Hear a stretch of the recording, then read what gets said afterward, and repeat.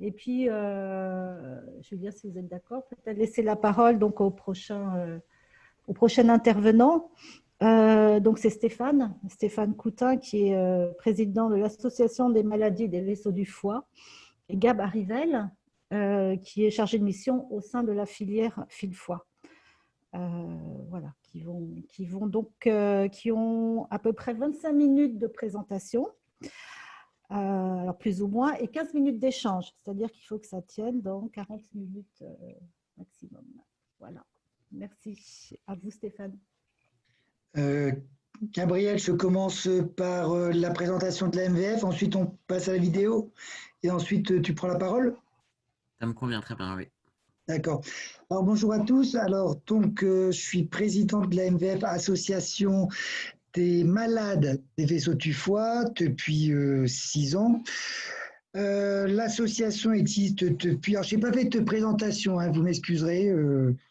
On n'en a pas et j'ai pas le temps de le faire. Donc l'association existe depuis 2005. Donc on va être nos 15 ans cette année.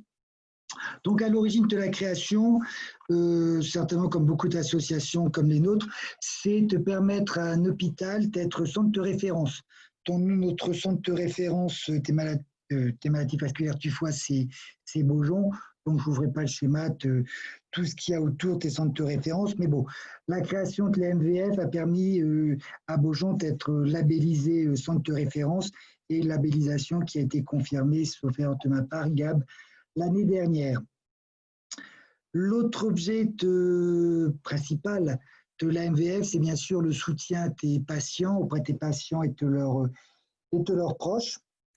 Donc là, ça se concrétise principalement par des permanences qu'on organise tous les mois à l'hôpital Beaujon, à Prichy, et 1 à 2 fois par an à Rouen, Caen.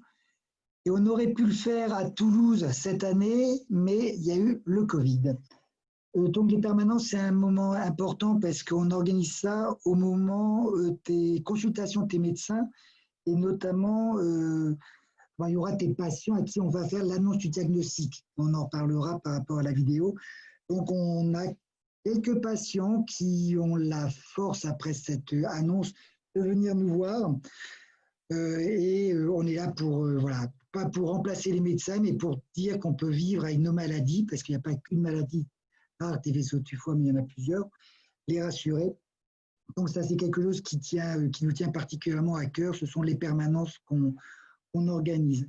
On est une toute petite association, on n'a qu'une centaine d'adhérents. Cette année, je ne sais pas pour vous, mais le nombre d'adhérents a chuté.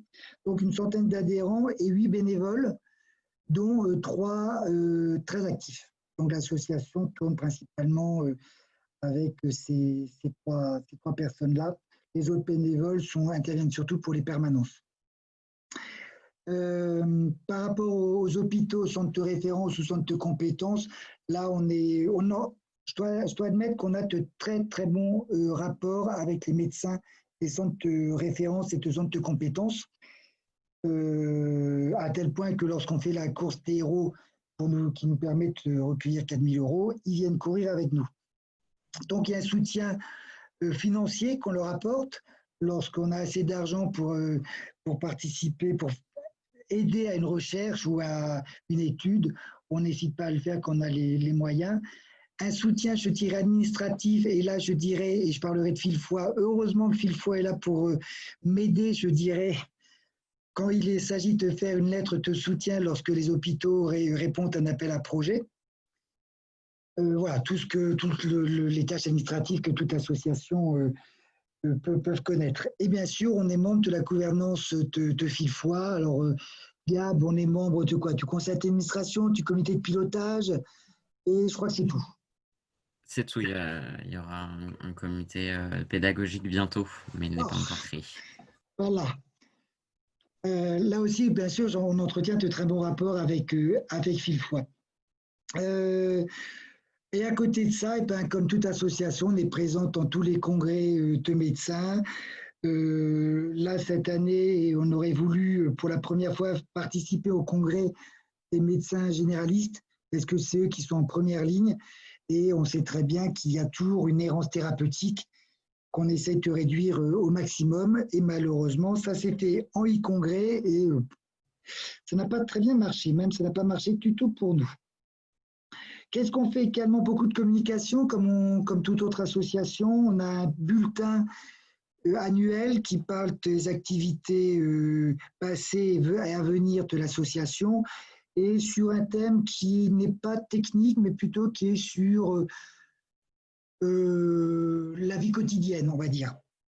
Et on a aussi les médecins qui nous rédigent une plaquette médicale sur là, un terme technique, sur un aspect technique des maladies. Et là, c'est rédigé par les médecins, mais c'est relu par nous afin de nous assurer que n'importe quel lecteur, et notamment les patients, peuvent comprendre certains termes techniques que les médecins peuvent employer.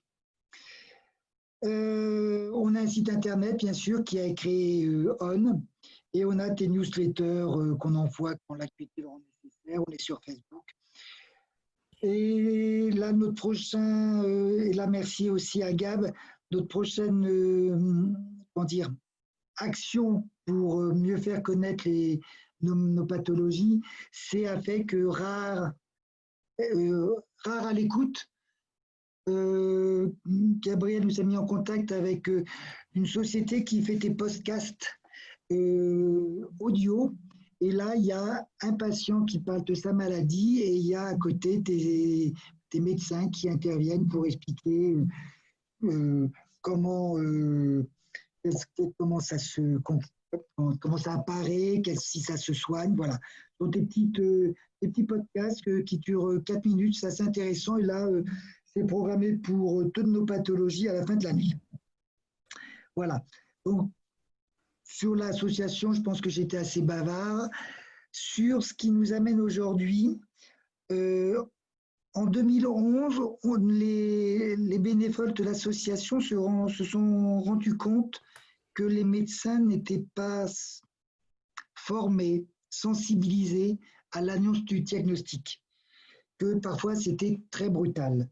Quand on parle d'une maladie rare, les patients peuvent ne pas faire la différence entre maladie rare et maladie orpheline.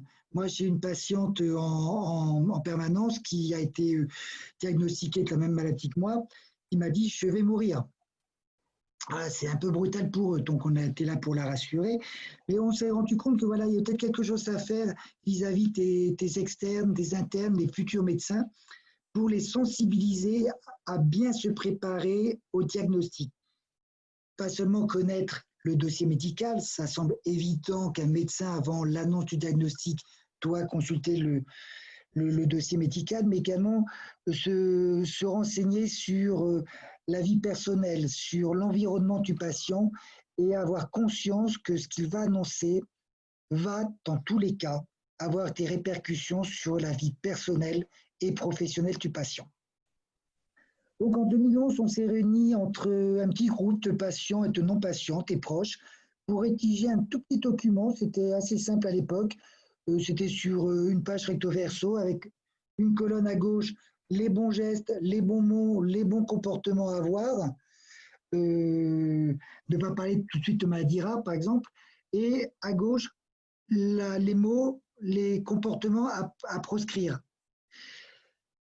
Ce document, on l'a remis, on l'a fait valider par le centre de référence. Il a été réactualisé 2 fois.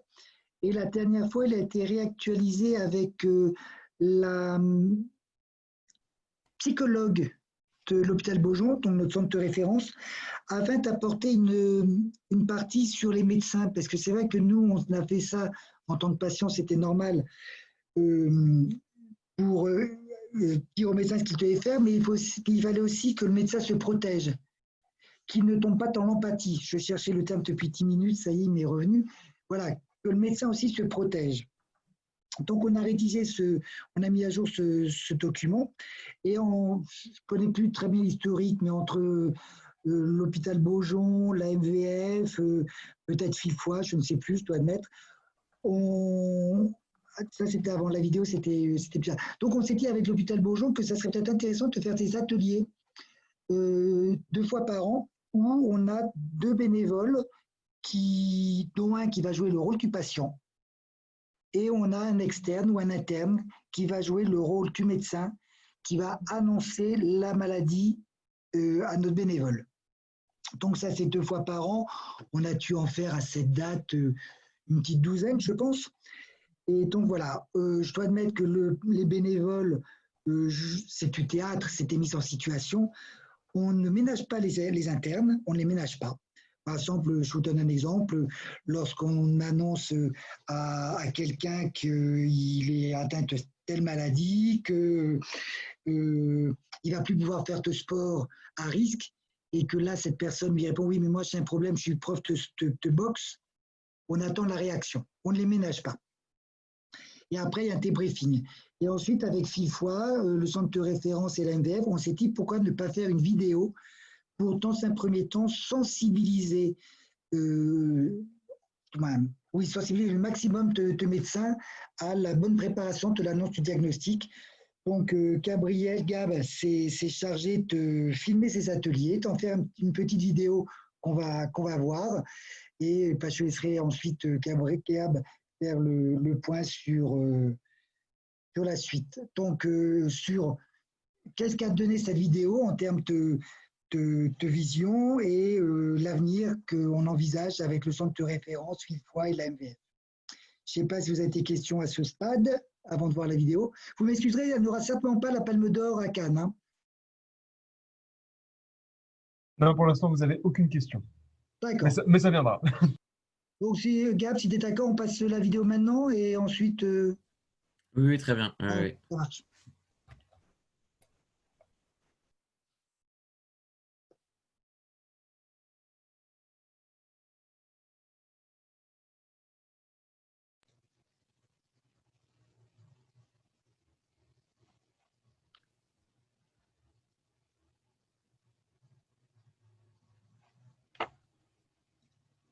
Ça rame.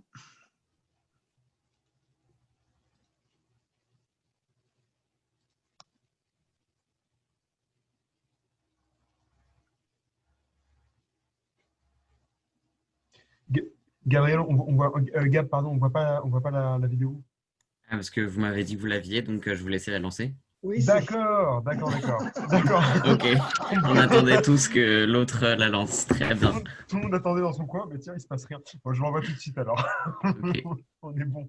D'accord. Alors.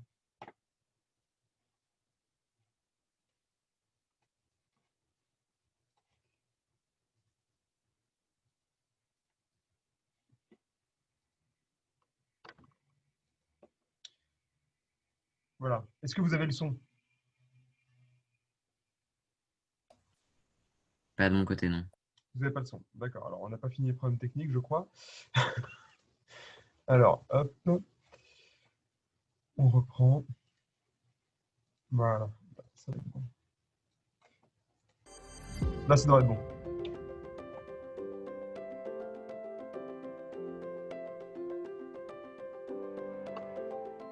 Il n'y a pas une annonce, mais il y a plusieurs annonces. Un médecin généraliste, un spécialiste, donc il y a déjà un parcours de santé assez long. Au-delà du diagnostic, il y a plusieurs diagnostics et une complexité de prise en charge. Et ce qui est important, c'est de le faire de façon le plus compréhensible, mais à la fois avec un vrai accompagnement. C'est finalement le moment qui fait passer le patient d'une vie avant où il n'est pas malade, où il a sa vie habituelle, son travail, sa famille, etc. Et tout d'un coup une vie avec la maladie, éventuellement avec le handicap et puis surtout des médicaments. On a un intérêt considérant le stress induit par l'annonce et également la sidération associée, à avoir un deuxième temps, par exemple par une infirmière coordinatrice, pour faire une sorte de débriefing. Nous, avec les maladies vasculaires du foie, on essaye d'avoir notre infirmière coordinatrice dédiée qui participe à cette annonce plutôt dans un deuxième temps. Je leur dis que je suis disponible à tout moment s'ils ont des questions, s'ils n'ont pas bien compris, s'ils manquent d'informations. Je les oriente vers les sites internet médicaux qui ont les bons renseignements et pas le internet où on trouve tout. Je les oriente vers les associations de malades pour qu'ils soient entourés. Et après, je peux intervenir aussi quand les médecins voient en consultation des patients à qui ils ont besoin de faire des annonces. On sait que les patients ne disent pas la même chose aux médecins et aux infirmiers. Il faut considérer que les patients, quand ils arrivent à la consultation, ça fait des semaines, voire des mois que ils ne savent pas trop ce qu'ils ont, ils sont assez inquiets. En première hypothèse, ils vont penser qu'ils ont effectivement soit une cirrhose, soit un cancer du foie, puisqu'ils viennent pour une consultation pour le foie. La particularité, c'est qu'il va falloir expliquer que c'est pas tout à fait ça, c'est autre chose, une maladie rare, et a priori, ils connaissent pas du tout cette maladie rare et ils vont avoir tout un entourage, que ce soit le médecin traitant, la famille, etc., qui vont pas connaître cette maladie. Donc ça rend vraiment l'annonce et l'explication très, très particulière. On peut avoir tendance à vouloir tout dire, tout expliquer. La première fois, c'est pas le bon moment de parler de tout. Il faut prendre le temps, il ne faut pas que ce soit dans une consultation qui dure 10 minutes entre 15 malades. Eux, ils le vivent au quotidien et donc nous, on leur montre ce qui se passe au quotidien avec la maladie, c'est ça qui leur importe. Je pense que les patients rares, ça leur fait très peur. Il y a le choc de savoir qu'on a une maladie rare, qu'on a une maladie qu'on aura toute sa vie, même si elle se soigne, et que, de savoir qu'elle ne se guérit pas, de savoir qu'elle peut avoir un impact même sur les enfants quand elle est génétique. C'est extrêmement important que les médecins prennent en compte l'avis du patient, ce que ça va générer par rapport à ça. Là, faut que je prenne de l'air, mais quelles sont les contre-indications au niveau de ma vie personnelle, ma vie professionnelle? Qu'est-ce qui va arriver après tout ça? Mettez-vous à ma place, docteur. Nous recevons beaucoup de patients lors de nos permanences et on entend parler systématiquement de l'annonce du diagnostic. On entendait, puisque je reconnais que ça va beaucoup mieux. Et certains avaient vraiment vécu ça comme un drame. Et à partir de ce moment-là, on s'est dit qu'on avait peut-être quelque chose à faire pour travailler là-dessus. On a commencé par faire un petit document très simple, sans prétention. Et puis en fait, les médecins ici s'en sont un petit peu emparés en disant que finalement, ça serait bien de faire quelque chose avec les externes. Et de là sont nés les ateliers par le professeur Vallat et Aurélie Plessier. L'atelier se fait donc avec toujours le docteur Plessier, éventuellement le docteur Payancé, d'autres médecins. Et on fait un jeu de rôle. Et ce jeu de rôle, la partie patient est systématiquement jouée par un adhérent, enfin une personne de la MVF. Bonjour docteur. Bonjour. Moi je me présente, je ne sais pas si on s'est rencontrés au préalable, je ne pense pas. Non. Moi je suis un des médecins du service des pathologies de Beaujon, donc un service qui est spécialisé dans le foie. Et donc je crois que vous avez été hospitalisé il y a une semaine, quelques jours justement, pour qu'on puisse faire des examens vous concernant. Oui, tout à fait. C'est bien ça. Suite à des douleurs au foie. Donc un atelier se déroule à l'initiative de l'association de patients, de la MVF. C'est l'étudiant qui choisit le contexte, donc il peut dire je suis en consultation, c'est un moment au cours d'une hospitalisation, et puis il peut dire je voudrais être aidé de la psychologue, de l'infirmière coordinatrice, etc. Et donc c'est aussi important de voir comment il va se situer, s'il va rester debout, s'il va s'asseoir. Ensuite, on débriefe tous ensemble avec les étudiants, les patients, l'infirmière coordinatrice. L'objectif n'est évidemment pas d'être accusateur vers le médecin qui a fait l'annonce, mais plutôt de dérouler chaque moment. Je pense qu'effectivement, les médecins ont un petit peu compris les maladresses à éviter, enfin les choses comme ça. Est-ce que la pratique s'est modifiée? Clairement oui. De manière un peu surprenante pour nous, les malades ont souvent peur d'avoir un cancer et une cirrhose. Donc finalement maintenant je leur dis assez vite, vous n'avez pas de cancer, vous n'avez pas de cirrhose. On se rend compte qu'à chaque fois qu'on participe à ces sessions, on apprend des choses. On est un peu confronté aux patients. Il faut bien mettre en avant les éventuelles erreurs ou maladresses qu'on peut faire en consultation, et du coup on est toujours amené à apprendre et à évoluer. Et je pense qu'en participant à ces ateliers, quelle que soit notre expérience et notre âge, on s'améliore pour les annonces diagnostiques. En tant qu'association, on trouve que c'est très porteur. Ça a beaucoup évolué. On entend beaucoup moins nos visiteurs nous parler de leur annonce de diagnostic. C'est devenu quelque chose de nettement plus soft.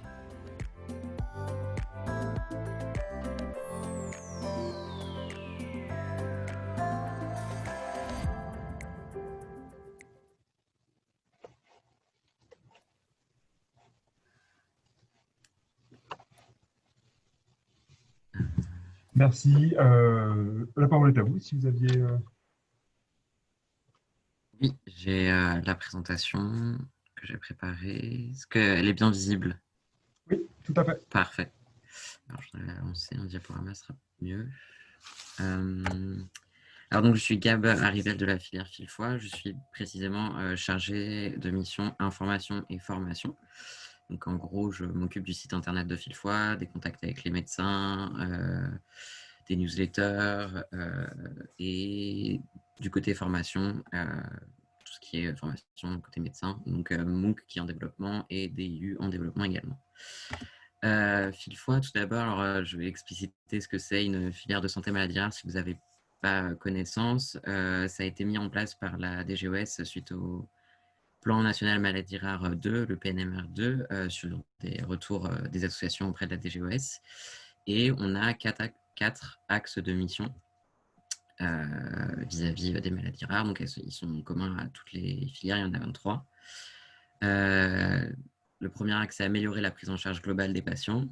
Le deuxième, c'est coordonner les activités de recherche clinique et préclinique. Le troisième, renforcer les activités d'enseignement et de formation. Et enfin, le quatrième, diffuser l'information vers les professionnels de santé et le grand public. Et en fait, cette vidéo rentre dans le premier et le dernier axe. Les filières, on a plusieurs membres. Entre autres, on a les centres de référence dont on a parlé, de compétences, les sociétés savantes, tout ce qui est laboratoire de recherche, de génétique, et puis il y a évidemment les associations. À Fil-Foie, on en a actuellement 4, qui sont la MFE, ALBI, ADAT et la MVF que Stéphane vous a présenté. Alors la MFE, c'est l'association des enfants atteints de maladies du foie. Alors c'est plus général, mais ils ont aussi déjà réuni des fonds sur les maladies, pour faire de la recherche sur les maladies hépatiques pédiatriques, dont l'atrésie des voies biliaires, une maladie de notre réseau. Et ils ont actuellement un projet d'application sur le retour à la maison post-greffe, sur lequel on les accompagne. Il y a également l'association ALBI.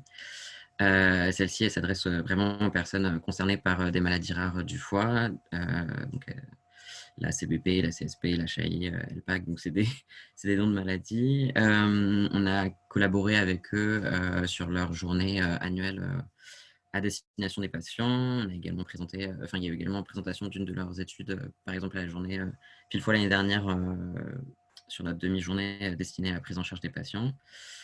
La date, c'est pour les patients atteints de déficit en alpha-1 antitrypsine.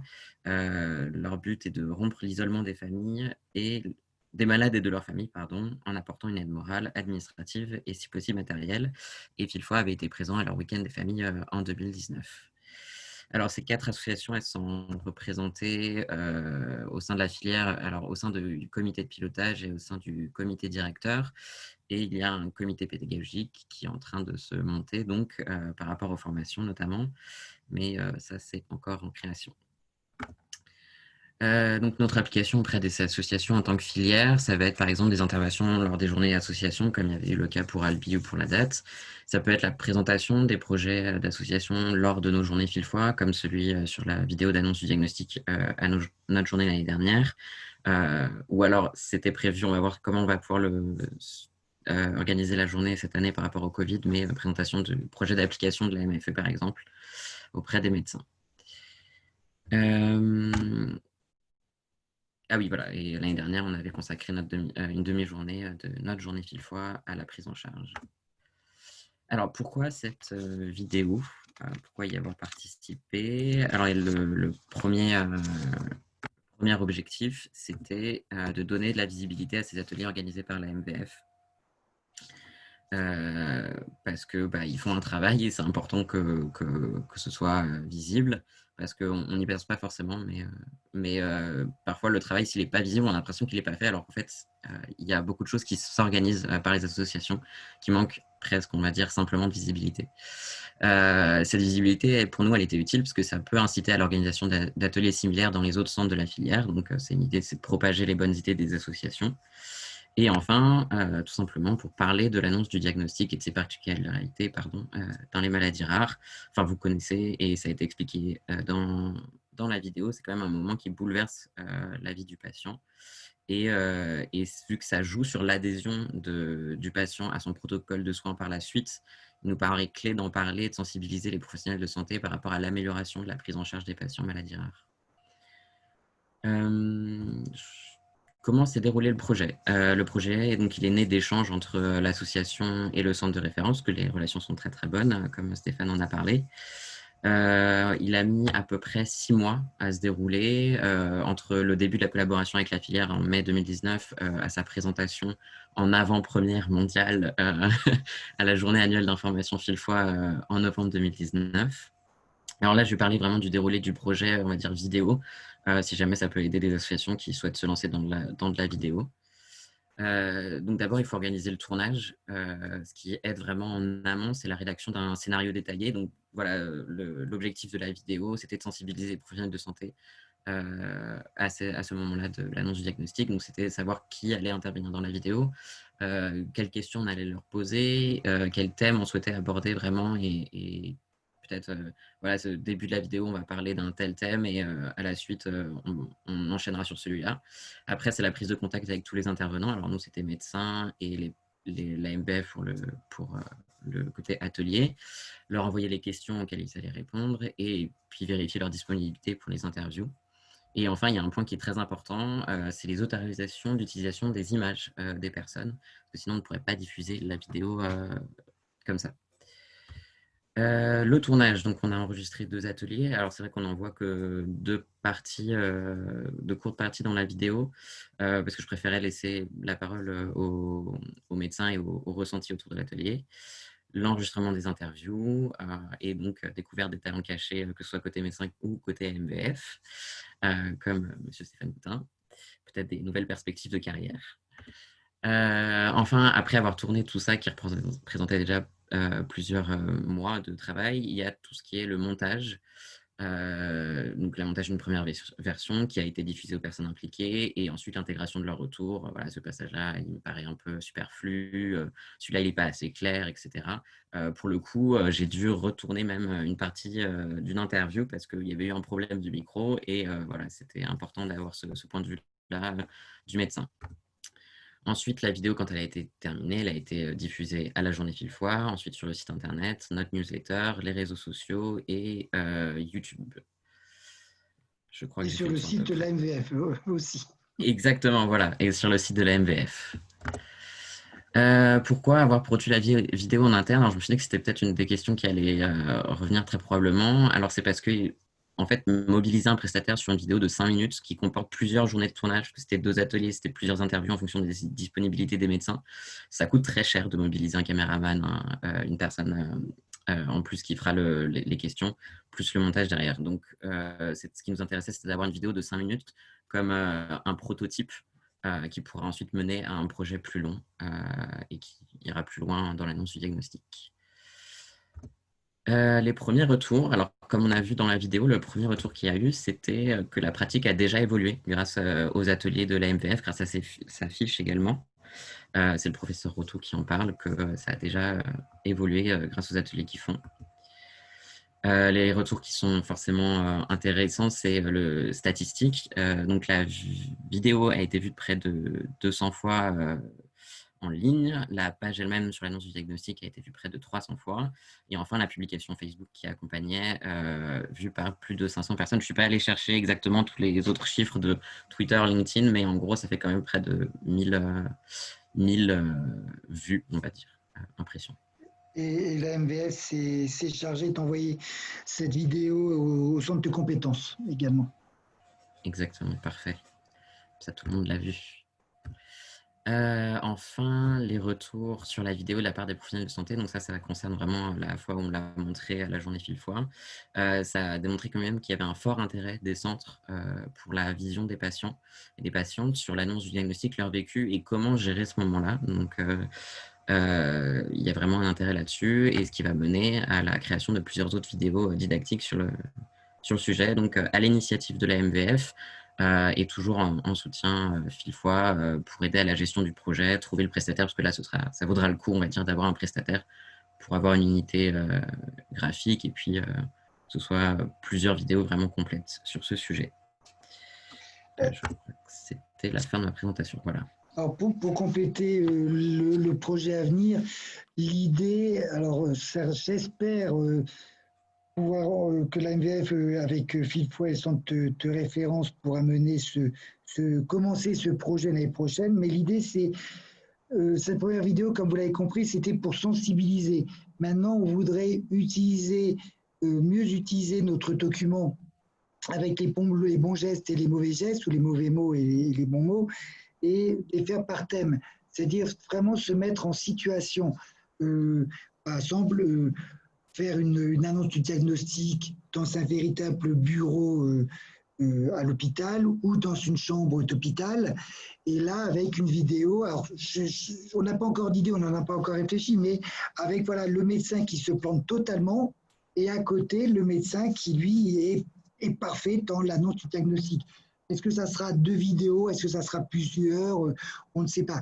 Mais là, comme l'a dit Gab, on fera appel à un prestataire externe, et quand ce sera finalisé, lorsque ce sera en ligne, la MVF ne manquera pas de revenir vers vous et pour vous présenter cette deuxième partie et vous dire que, combien ça coûtait aussi. Voilà. Merci beaucoup Gab et Stéphane. Félicitations, vidéo vraiment super bien faite, enfin, une très bonne qualité, tout vraiment félicitations. Justement, on a 2 questions dessus de la part de Françoise, mais moi je suis très curieux aussi. Alors, première question, combien coûterait le tournage d'une telle vidéo si on part sur un prestataire externe? Oui. Et deuxième question, est-ce que c'est vous qui l'avez fait? Alors, la première question, on avait fait des devis pour des projets de vidéo entre 5 et 7 minutes. Et ça nous revenait, alors c'était il y a plus d'1 an maintenant, mais c'était aux alentours de 5 000 €. Parce que c'est c'est au minimum une journée de tournage. En fait, ça mobilise forcément un caméraman, un ingé son. Enfin, si on va vraiment sur le côté très professionnel, un caméraman, un ingé son, la personne qui sera comme un journaliste qui posera les questions. Donc, c'est 3 personnes à mobiliser. C'est des coûts importants. Ou alors, c'est un choix, c'est de faire venir les médecins sur place dans un studio. Là, ça coûte moins cher, mais il faut réussir à mobiliser les médecins. Ça, c'est toujours compliqué aussi. Donc, c'était aux alentours de 5 000 €. Il y avait quelques devis un peu en dessous et quelques devis au-dessus, où là, ils partaient sur du tournage très professionnel. Donc, on ne serait très probablement pas allé vers eux. Et si c'est... Pardon, c'était quoi déjà la question, c'est si vous l'avez fait en interne, qui l'a fait? C'est vous ou pas? C'est moi-même, avec mon matériel. Ça, c'est pas la filière qui l'avait. On a emprunté les micros à une autre filière. J'ai filmé avec mon appareil photo personnel, mon matériel à moi. Et je devais monter avec un logiciel gratuit que j'ai pu faire installer sur les ordinateurs de la PHP, mais il était très lent. Donc, j'ai fini par utiliser tout ce qui était ma propre licence et mon propre ordinateur pour faire le montage. C'était aussi un défi entre guillemets personnel, parce que je réalise des vidéos sur mon temps personnel, mais pas de cette envergure, on va dire, et puis pas avec autant de tournage, autant de personnes. Donc voilà, c'était aussi... Vous avez des compétences par ailleurs comme dans le domaine, hein, ça se voit. Voilà, c'est ça. Ouais, S'il n'y avait pas les compétences, on aurait forcément externalisé, mais là, j'y avais les compétences en interne, donc c'est aussi pour ça que c'était intéressant de le faire. J'avais une petite question aussi. Si par exemple, dans mon association, on avait envie de le faire aussi, est-ce que vous pouvez juste apporter votre expertise technique? Est-ce que je pense à quelqu'un qui pourrait le faire? Peut-être, voilà, enfin, partage d'expérience, simplement. Évidemment, pas vous demander de le faire, mais juste partage d'expérience, quel logiciel, etc. Est-ce que c'est du domaine du possible? Alors, le partage d'expérience, donc j'avais déjà l'habitude de faire du montage, on va dire, mais en vrai, tout se trouve. Si vous avez déjà quelqu'un qui a des appétences, on va dire, pour le montage vidéo ou faire des choses comme ça, en fait, les tutoriels sont en ligne. En général, il suffit de regarder. En fait, je pense que la base de tout, c'est de savoir ce qu'on veut faire. Donc, aller regarder ce qui est fait déjà, ce qui existe, et s'inspirer de ça. Alors, je ne suis pas forcément s'inspirer de ma vidéo à moi, mais des vidéos sur des sujets similaires. Moi-même, je suis allé regarder en fait sur les autres vidéos qui existaient sur l'annonce du diagnostic, puis d'autres vidéos avec d'autres médecins sur d'autres sujets, pour essayer de construire Ce qui est compliqué avec les vidéos, c'est qu'il n'y a pas de narrateur. Alors, faut choisir de mettre une voix off, mais voilà, faut vraiment essayer d'emmener le spectateur à travers les sujets de façon fluide. Donc, essayer de regarder comment c'est fait chez les autres, et puis après, d'aller chercher en ligne les tutoriels. Moi, pour faire les transitions, etc., ça, pareil, c'était des tutoriels que j'ai trouvés en ligne. Je ne savais pas les faire avant. Mais il y a déjà aussi des logiciels qui proposent tout ça, on va dire, de façon interne au logiciel. Donc moi, le logiciel que j'ai utilisé, c'était Adobe Premiere Pro. C'est un logiciel professionnel. Il y en a qui ne sont pas professionnels, mais il est payant. Mais pareil, c'était un choix personnel que d'utiliser un logiciel que je connaissais déjà, au lieu d'apprendre un nouveau, parce qu'il faut toujours apprendre une interface, etc. Faire des retours d'expérience et conseiller quel logiciel et quel tutoriel, je peux le faire, mais je pense que l'apprentissage se fera de toute façon en regardant ce qui se fait et en partant de là, quoi. Et puis, pas avoir peur de faire quelque chose, j'allais dire de moche, non, mais en fait, moi, je revois tout ce que j'aurais voulu améliorer dans la vidéo, mais au final, quelqu'un qui ne l'a pas travaillé dessus ne verra pas toutes les petites erreurs, donc c'est pas très grave s'il y a des erreurs à quelques endroits. Juste, voilà, éviter les fautes d'orthographe, je pense, si j'ai des textes à l'écran, mais c'est les seules erreurs à éviter, on va dire. On ne voit pas d'erreur, bravo. Merci. Vraiment. Ah, merci. Il y a Anne Blond qui... François, j'espère que je ne vous ai pas coupé la parole. Du tout. Alors, voilà. Anne Blond, une question qui pose la question, quand même si elle était faite en interne, comment elle a été financée cette vidéo? Est-ce qu'il y a eu un coût voilà, comment elle a été financée? Non, comme j'ai dit, c'était du matériel personnel ou emprunté. Donc, pas de coût en termes de matériel. En termes de déplacement, c'était Paris-Clichy en transport en commun, donc pas de frais particuliers. Un ticket de métro, on va dire, mais bon, ça, c'est déjà pris en charge par la PHP.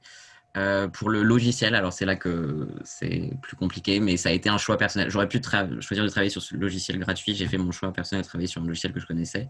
C'est une licence qui coûte une vingtaine d'euros par mois. Donc c'est un coût. Il y a peut-être des abonnements spécifiques associations. Faut voir auprès des créateurs. Donc en termes de coût et après en termes de temps, parce que c'est un coût aussi, c'était au courant de l'été 2019, donc juillet-août jusqu'à octobre. Je pense que j'ai dû y passer minimum une dizaine d'heures de montage.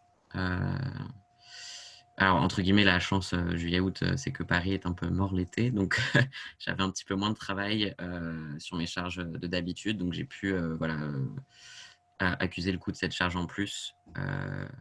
Mais voilà, minimum une dizaine d'heures, c'est vrai que je ne les ai pas absolument comptées. Mais c'est vrai que le montage, ça peut prendre du temps. Parce que les interviews duraient presque 1 heure chacune, donc aller chercher toutes les phrases qu'on veut pour avoir un contenu qui soit clair. C'est aussi des choix à faire, quoi. Mais en tous les cas, bravo, parce que c'est très efficace et du coup, très efficace d'un point de vue communication et puis d'un point de vue financier. Je pense que oui. Ça donne des idées, effectivement.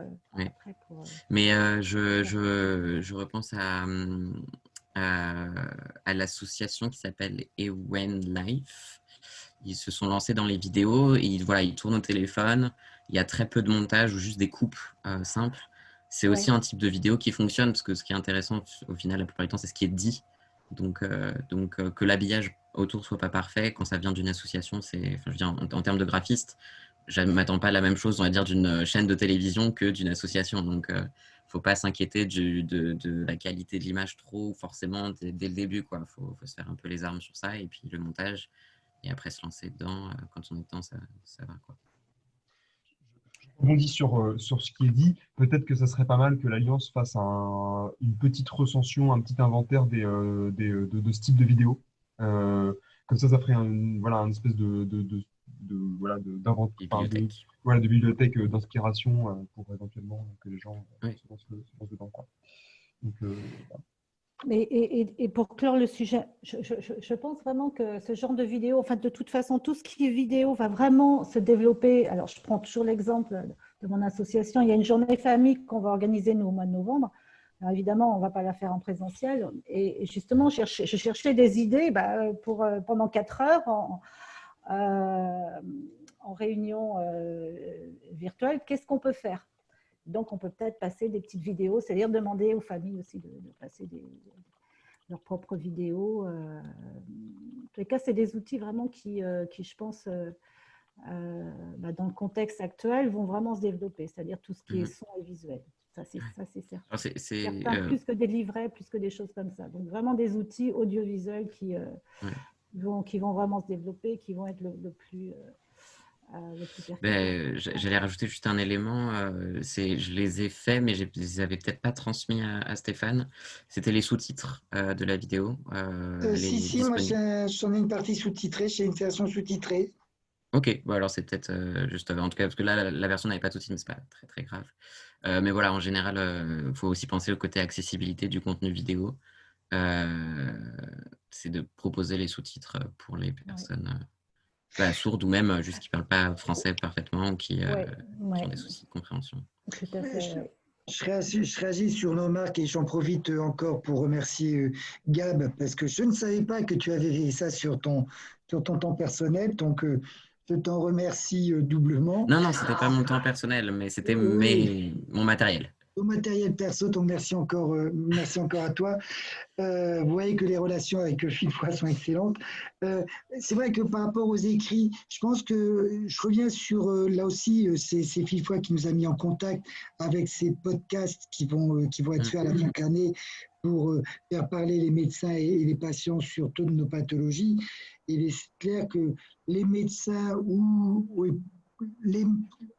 il est plus facile de regarder, d'écouter que de lire, mais il est quand même essentiel de ne pas abandonner l'écrit, parce que nous, lors de nos permanences ou lors de nos congrès, on distribue des plaquettes, les gens sont assez pressés, ils doivent retourner au travail, ou alors il y a l'atelier qui va commencer, et donc ils prennent une plaquette médicale ou pas, et on espère qu'ils vont prendre le temps de la lire dans le métro. Ah, excusez-moi. On avait été prévenus sur le chien, il me semble. Voilà, c'est le chien. Donc voilà, vous avez compris ce que je voulais dire. Oui. Ne pas abandonner l'écrit, c'est essentiel. Voilà, dans les deux cas, pouvoir proposer les deux, c'est important. Mais c'est sur le temps bénévole, c'est toujours compliqué, donc c'est compréhensible qu'il n'y ait que l'un ou l'autre. Et moi, j'ai une question sur le podcast. Du coup, le podcast, donc ce sera une série de podcasts, j'imagine, c'est ça? Et c'est uniquement sur des maladies des vaisseaux du foie ou c'est plus large? Comment ça se... Gabriel, je te laisse répondre. Oui, voilà, j'allais dire. En fait, c'est une chaîne de podcast qui s'appelle Rare à l'écoute. Et ils ont contacté les filières pour être en contact à la fois avec les associations et à la fois avec les médecins plutôt rapidement, pour proposer des contenus sur des maladies spécifiques. Mais du coup, voilà, au sein de Philfoy, ça va être ces deux maladies-là, parce que la MVF a répondu aux emails que j'avais envoyés. Mais il y en a déjà qui ont été produits. Alors avec la filière Marie, c'est au niveau du sang.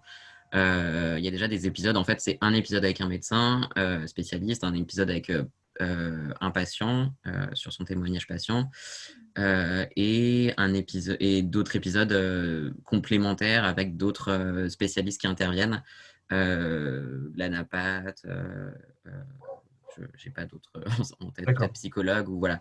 Donc c'est une série d'épisodes jusqu'à 8 minutes, certains de ce que j'avais vu, qui vont être diffusés. C'est 7 minutes environ, oui. Voilà. C'est assez court. Ça dépend du montage du contenu.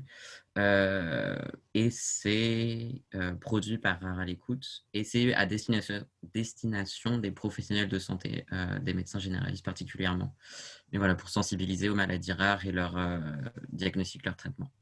Je viens de mettre le lien dans la description. Enfin, dans le chat. Autre question, enfin, peut-être que François, vous avez une question? Non, je pensais. Alors, non, moi, je n'ai plus de questions par rapport à... moi, j'ai une question. Oui. Pour le coup, mais du coup, ces ateliers, ces outils d'annonce avec les bons mots et les mauvais mots, est-ce que vous avez des retours? Parce que j'imagine qu'au final, ça dépasse le cadre des maladies vaisseaux du foie aussi. Hein. Est-ce que c'est utile plus largement? Est-ce que vous voyez ce que je veux dire, là où je veux venir? Est-ce que c'est utile aux médecins au-delà de ces maladies-là?